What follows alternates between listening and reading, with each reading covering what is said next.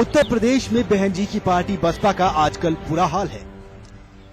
बसपा को दीमक लग गई है, वही दीमक जो किसी भी चीज में लग जाए तो उसे अंदर ही अंदर खोखला कर देती है।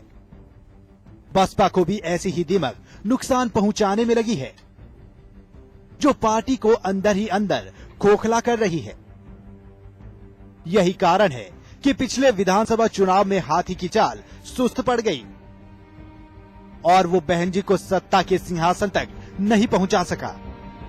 वैसे ऐसा भी नहीं है कि नीले झंडे लहराने वाली इस पार्टी में किसी को इस बात की कोई जानकारी नहीं हो, बल्कि बीएसपी नेता नसीमुद्दीन सिद्दीकी भी मान चुके हैं कि बसपा में कुछ ऐसे विभीषण शामिल हैं जो दूसरों के साथ मिलकर पार्टी को नुकसान पहुंचा रहे हैं।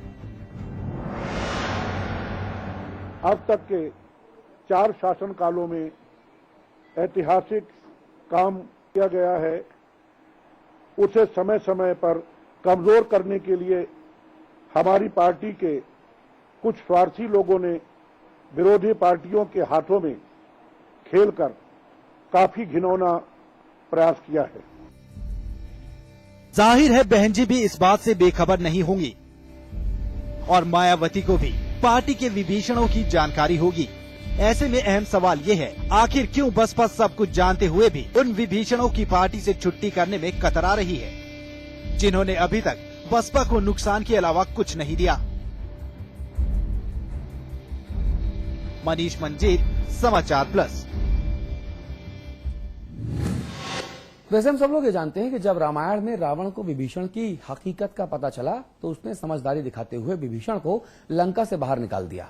लेकिन बीएसपी सब कुछ जानते हुए भी ऐसा कुछ नहीं कर रही है, भले ही पार्टी को विभीषणों के कारण नुकसान उठाना पड़ रहा हो।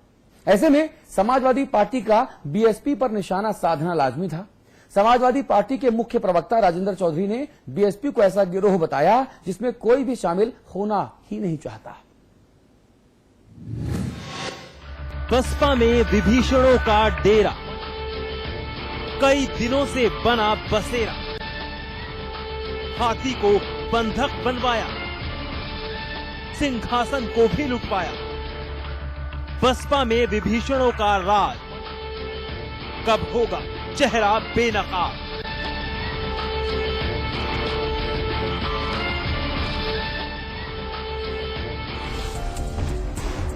उत्तर प्रदेश में मायावती का हाथी महावत का बंधक बना हुआ है। बंधक बनवाने वाला कोई दूसरा नहीं बल्कि हाथी के ही कुछ साथी हैं। जाहिर है अब वक्त आ गया है जब मायावती का हाथी ऐसे साथी छोड़ दे जिनकी हरकतों की वजह से उसे ऐसे दिन देखने पड़ रहे हैं, ताकि बसपा के लिए आने वाला कल सुनहरा हो। लेकिन दिलचस्प बात यह है कि अब तक बसपा से किसी की विदाई नहीं हुई है। बसपा में कई विभीषण अभी तक डेरा डाले हुए हैं और सब कुछ जानते हुए भी पार्टी चुप्पी साधे हुए है। लेकिन सपा की तरफ से कोई चूक नहीं हो रही है। इस बारे में पूछे जाने पर समाजवादी पार्टी के प्रवक्ता राजेंद्र चौधरी गुस्से में लाल हो गए और उन्होंने न सिर्फ बसपा को पार्टी मानने से इनकार कर दिया, बल्कि उन्होंने बसपा को ऐसा गिरोह बताया जिसमें अब कोई भी शामिल नहीं होना चाहता। नहीं, देखिए, एक तो बसपा कोई राजनीतिक दल के तौर पर काम नहीं करता है, उनकी कोई विचारधारा नहीं है, ना उनका कोई घोषणा पत्र है, ना किसी तरह की नीतियां हैं जिससे जनता का कोई हित होता हो। वो एक गिरोह है। दूसरी तरफ बीजेपी ने मायावती को इस मसले पर सलाह दी है। बीजेपी के प्रदेश प्रवक्ता राजेंद्र तिवारी का कहना है कि इस गंभीर मामले पर बहन जी को चिंतन करने की जरूरत है। इतना जरूर मैं कहना चाहता हूं कि मायावती जी को टूट के पहले उनको अपनी समीक्षा करना चाहिए, आत्मचिंतन करना चाहिए कि क्या कारण है कि उनको यह शंका सता रही कि उनके लोग उनको छोड़ करके जा रहे हैं। या तो जो कमिटमेंट सैद्धांतिक नीतियां रही होंगी उससे वो अलग हट गई होंगी, इतर होंगी, इसके कारण जा रहे होंगे, या मायावती जी के जो तानाशाही प्रवृत्ति है या आचरण और व्यवहार जो लोगों के साथ है उसके कारण हम लोग जा रहे होंगे। संभव है कि बहन जी के लिए बीजेपी की सलाह कोई काम आए, लेकिन कांग्रेस पूरे मामले पर किनारा करती नजर आई। कांग्रेस ने सिर्फ यही कहा है कि किसी भी दल में विभीषण की तरह लोगों का शामिल होना राजनीतिक शुचिता के लिहाज से सही नहीं माना जा सकता। ये उनके बहुजन समाज पार्टी के कानूनी मामला है, उनका राजनीतिक आंतरिक मामला है और निश्चित रूप से राष्ट्रीय अध्यक्ष को अगर लगता होगा कि कुछ लोग पार्टी के साथ वफादारी नहीं निभा रहे हैं, उनकी चिंता स्वाभाविक है।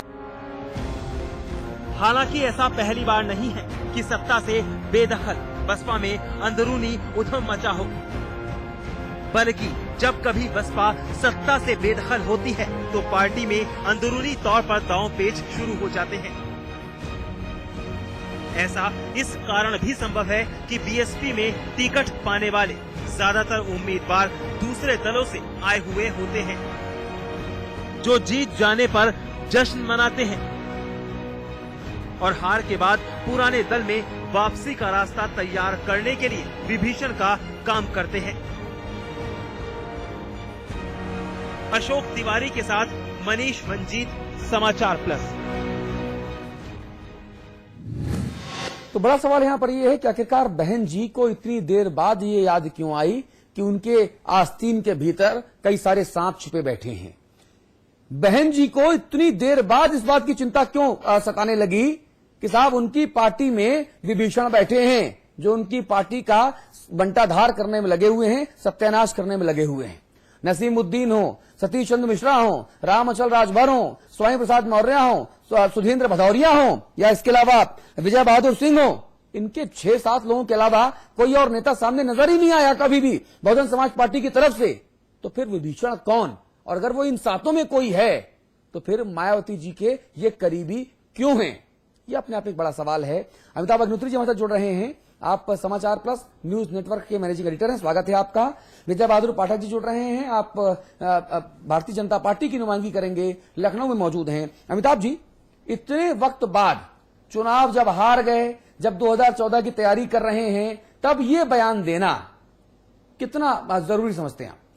देखिए, बसपा को मैं बहुत लंबे समय से बहुत करीब से देखता रहा और कांशीराम जी के बाद बसपा में एक बड़ी भारी समस्या ये रही कि मायावती के पास चुनाव जिताने का करिश्मा तो अद्भुत है, इसमें तो वो मैचलेस है। मतलब उत्तर प्रदेश में व्यक्तिगत तौर पर इतना बड़ा कोई नेता नहीं जो बिना संगठन की पार्टी से इतने लोग जिता दे।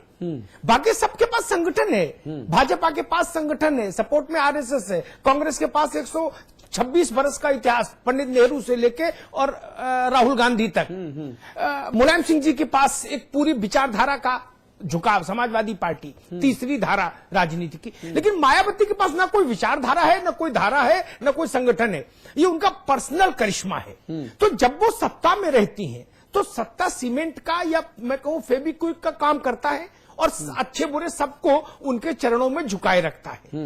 लेकिन जैसे ही सत्ता जाती है, यानी फेविकोल की डेट एक्सपायर करती है, वैसे ही दरारें दिखने लगती हैं।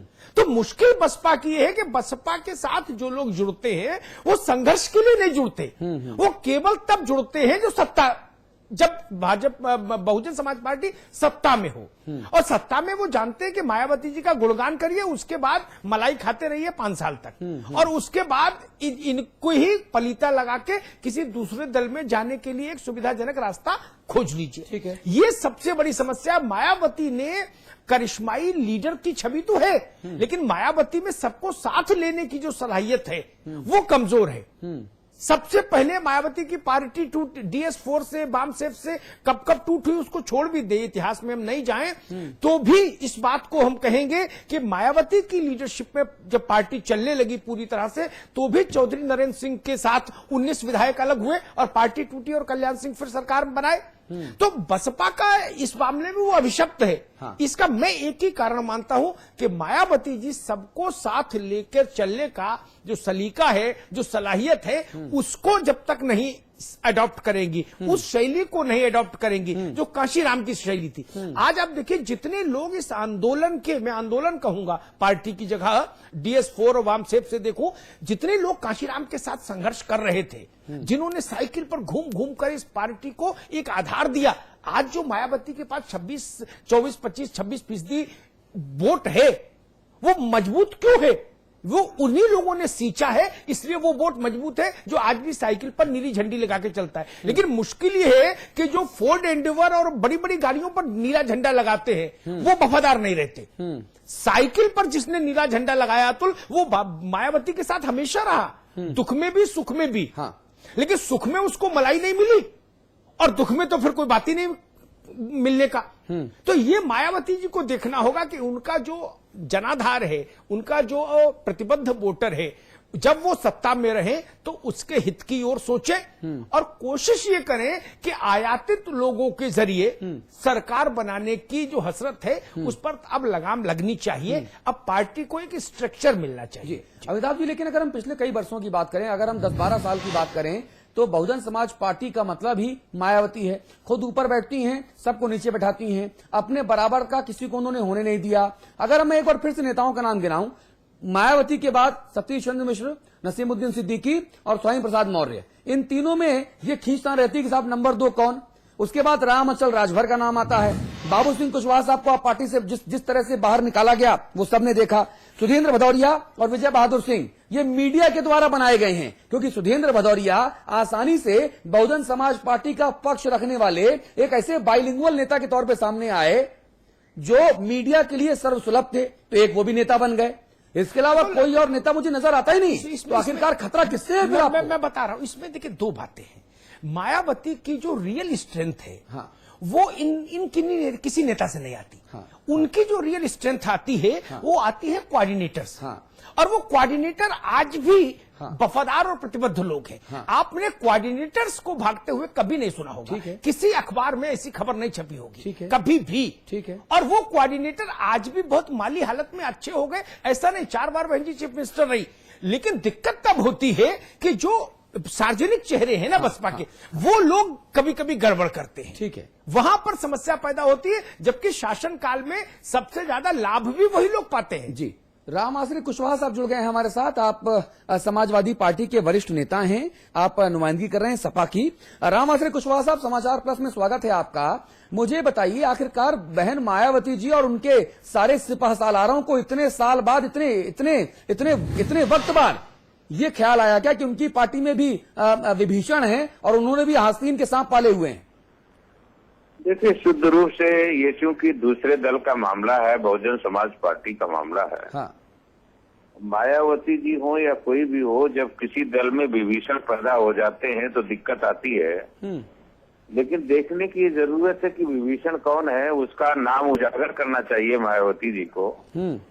और यदि ऐसा हो रहा है तो उनके दल के लिए दुर्भाग्यपूर्ण है। लेकिन आपकी पार्टी को और राजेंद्र चौधरी जी को तो बहुजन समाज पार्टी एक गिरोह लगती है, वो उसको पार्टी मानने को तैयार नहीं है। आपके जो प्रवक्ता हैं राजेंद्र चौधरी जी, वो बहुजन समाज पार्टी को गिरोह कहते हैं ये राजनीतिक पार्टी नहीं है, ये एक गिरोह है।